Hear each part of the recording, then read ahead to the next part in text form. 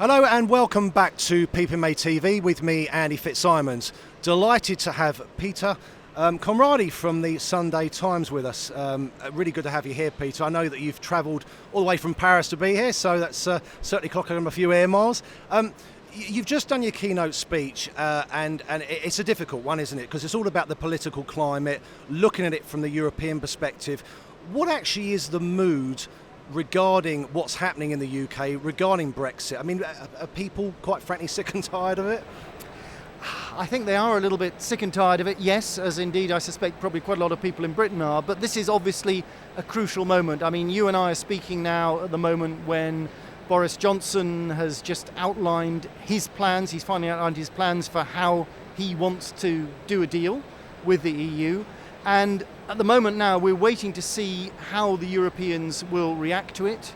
But there is, they will be pleased on one level that they've finally got some concrete proposals to react to, because until now it's just been so-called non-papers from the British side.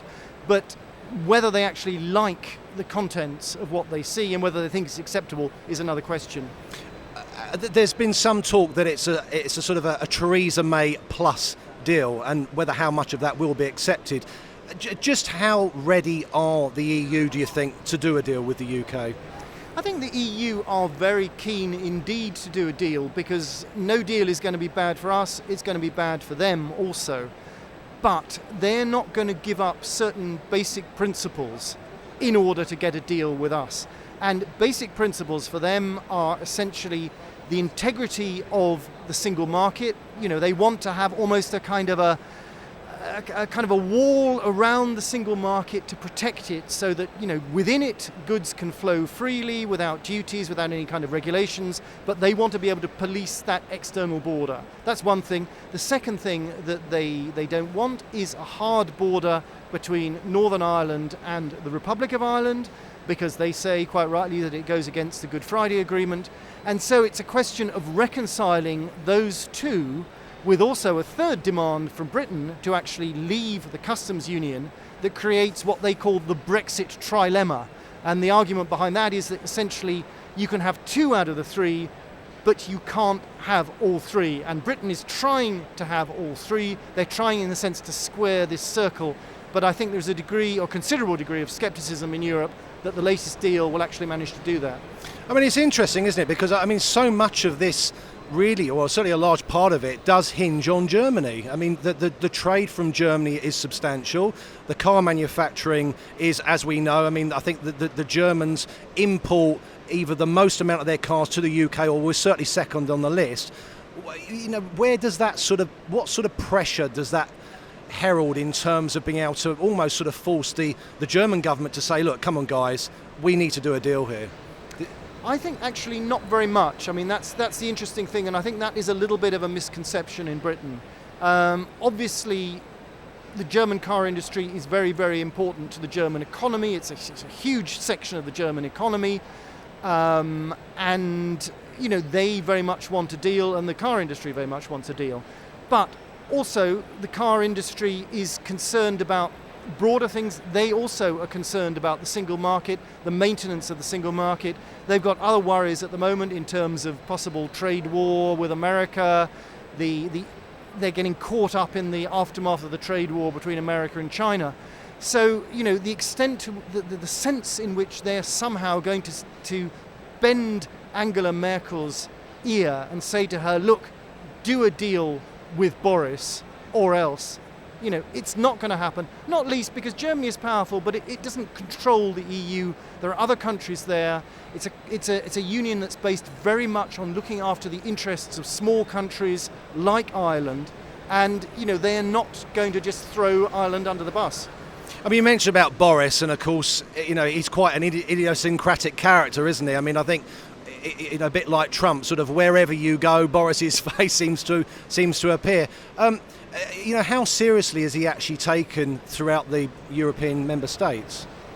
I think let's say during the election campaign within the Conservative Party, which he ultimately won, there was a lot of people were a little bit reluctant to take him seriously. He is the Prime Minister of Britain. they do take him very seriously indeed, as they would take any Prime Minister of Britain. There's a lot of very, very negative media coverage about him, again, particularly in Germany. They don't like the way that he appears to ride roughshod over the rules.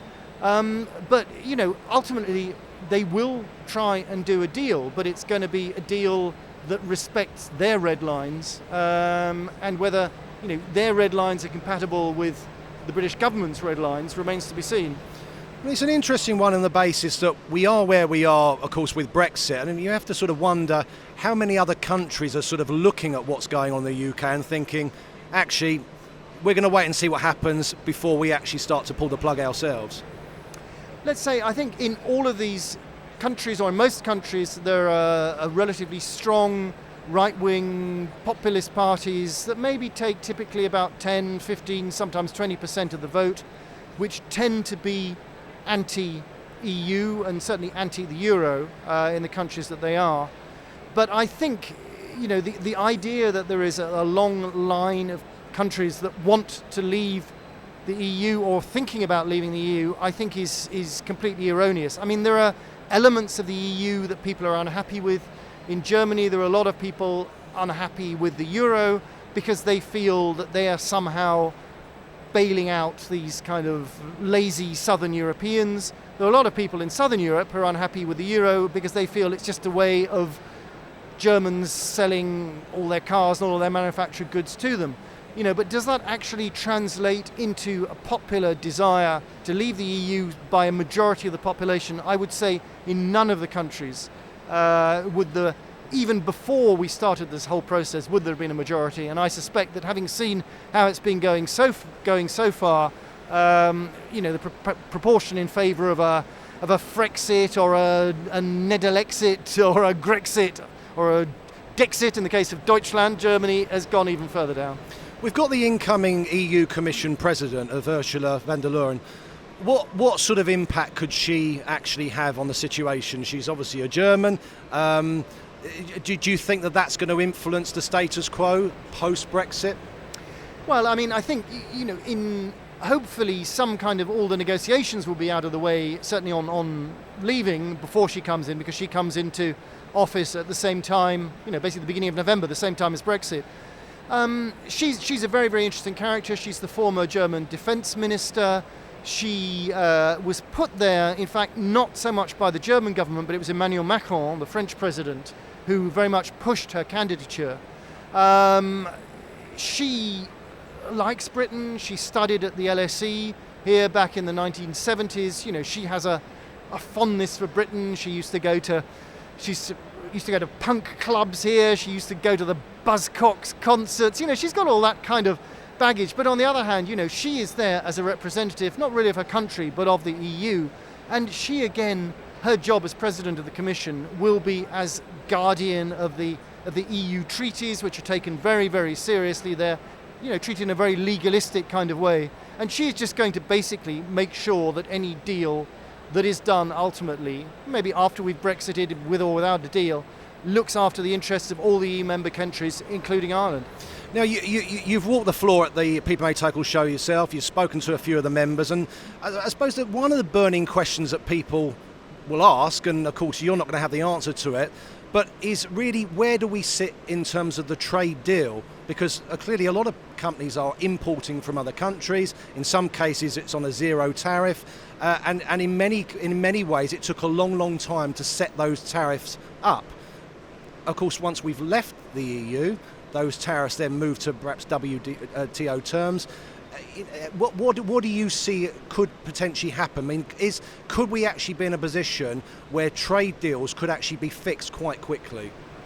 I think everything is going to take a long time to fix. I mean, in a sense, the withdrawal agreement itself was meant to have been the easy bit. The real difficult negotiations were meant to be about the future relationship with the EU. And I mean, we can see now, more than 3 years on, we haven't even got the withdrawal agreement sorted. So I think sorting out our relationship with the EU is going to take a long time, and then doing trade deals with all these other countries. In a sense, trying to replicate all the arrangements that we've already got that a lot of manufacturers are already benefiting from is going to be a long and painful process. And the countries at the other end, be it Japan, be it the United States, be it Canada, are going to obviously want to do business with us because we're a big affluent country. But on the other hand, they'll all have their own particular their particular axis to grind, their particular interests to pursue. There's a lot of fuss is made about American chlorinated chicken. I bet the Japanese have got something also that they're desperate to sell us that they haven't been able to sell the EU. Maybe it's an unregulated form of sake, who knows?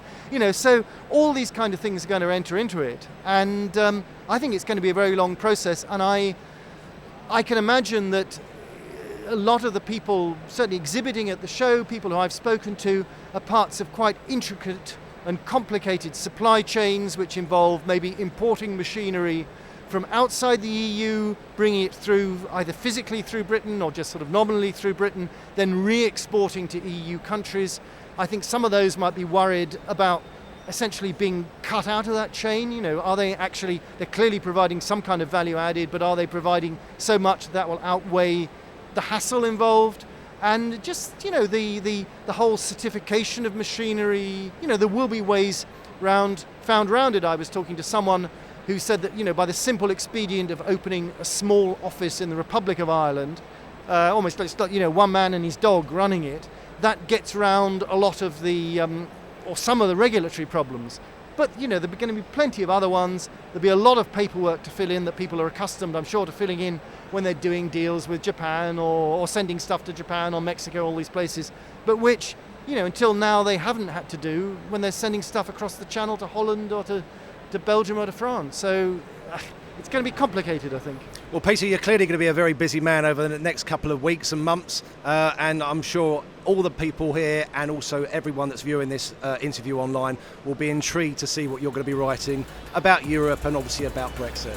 Great, thanks very much for having me. Good to have you here. Thanks, Peter.